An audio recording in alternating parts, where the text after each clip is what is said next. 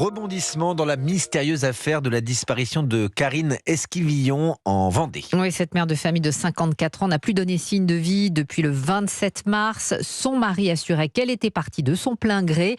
Mais aujourd'hui, Michel Pial a été arrêté, placé en garde à vue. Il est désormais soupçonné de meurtre. Charles Guyard s'est rendu dans le petit hameau vendéen de Maché, où vivait le couple. C'est à la fois la stupeur et l'inquiétude.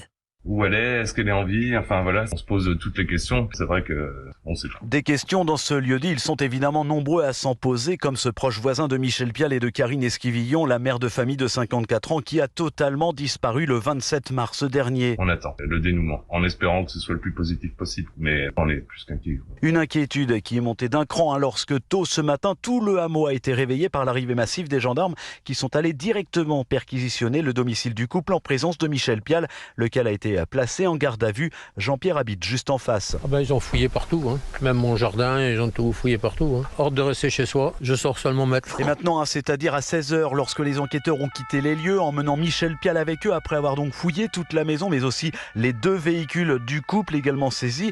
Dès hier soir, l'information judiciaire ouverte mi-avril contre X pour enlèvement et séquestration avait déjà été élargie à des faits de meurtre par le parquet de La Roche-sur-Yon.